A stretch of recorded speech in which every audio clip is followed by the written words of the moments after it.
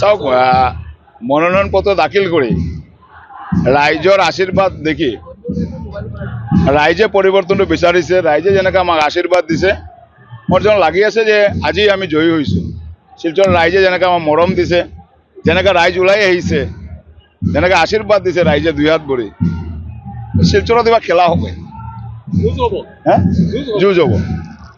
আৰু আমাৰ হিচাপত যুঁজ হ'ব মানে নালাগে।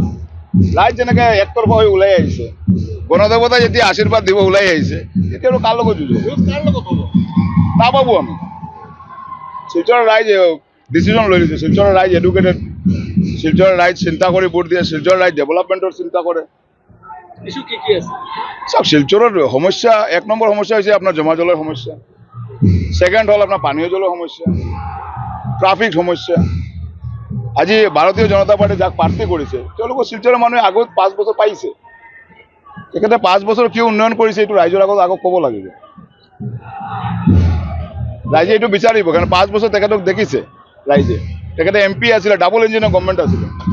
তাৰপিছত আমাৰ মানে গোটা কাছাৰৰ ৰাইজে কৈ আছে, বৰাকেৰ ৰাইজে কৈ আছে যে 5 বছৰত একটা শিলান্যাস কৰিছে, এনেকুৱা কোনো প্ৰমাণ নাই 5 বছৰত।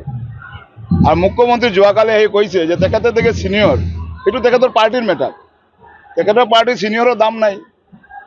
আজি সিদ্ধাৰ্থ বৰ্তাৰ মতো মানুহৰ দাম নাই, ৰাজেন গোহাঁই নিচিনা নেতাৰ দাম নাই, যোনে এই বিজেপিখন আনিছে, যেহেতু যুঁজ দি মানে দল বনাইছে, তেওঁলোকে আদৰ্শ লৈ আহিছিলে। এতিয়াতো মানে কংগ্ৰেছৰ যিটো তেওঁলোকে দুৰ্নীতিবাজ কৰিছিলে, সেইটোৱে আজি গভৰ্ণমেণ্টটো চলি আছে। এইটো হৈছে ভাৰতীয় জনতা পাৰ্টি আসামত।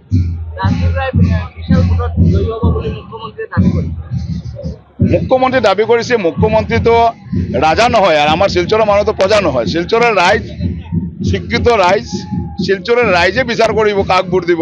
মুখ্যমন্ত্ৰী কেনেকৈ গম পায়? তেতিয়াতো আৰু নিৰ্বাচনৰ কোনো কাম নাই।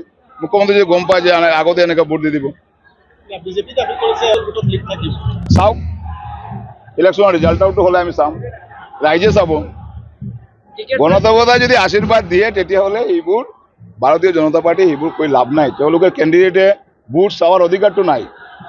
তেওঁলোকে কেণ্ডিডেটে এতিয়া চিম্বল দি ভোট চাই আছে। চাব আপোনালোকে তেখেতে ছ'চিয়েল মিডিয়াখন, নৰেন্দ্ৰ মোদীৰ মুখখন দি ভোট চাই আছে। তেখেতে যে 5 বছৰ সাংসদ আছিলে, তেখেতে যে ভাৰতীয় জনতা পাৰ্টিৰ শিলচৰ আসনৰ যেজন প্ৰাৰ্থী, এজন ডক্টৰ, তেখেতে নিজৰ যে তেখেতে প্ৰাৰ্থী হৈছে, ৰাইজৰ আগত আশীৰ্বাদটো বিচৰা তেখেতে সাহসটো নাই।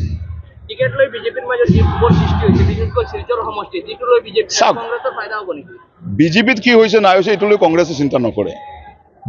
আমি চিন্তা কৰোঁ ৰাইজে কি বিচাৰে, আমি চিন্তা কৰোঁ ৰাইজে ডেভেলপমেণ্টটো বিচাৰে, সেইটো লৈ আমি মাত মাতিম। চাওক, এইটো সিহঁতৰ দলীয় মেটাৰ, সিহঁতৰ দলীয় আজি কোনো মানে আইডিঅলজি নাই। আমি দেখিছোঁ যে তেওঁলোকৰ যিটো লিষ্ট ওলাইছে, তাৰ মাজত 33খন কংগ্ৰেছী আহিব। চাওক, প্ৰিয়ংকা গান্ধী অহাৰ কথা আছে, গৌৰৱ গগৈজী আহিব, জিতেন সিংজী আহিব, আৰু আমাৰ DK শিৱকুমাৰজীও আহিব পাৰে। যিকোনো খবৰৰ বাবে যোগাযোগ কৰক আমাৰ এই নম্বৰত 9181 307 2221।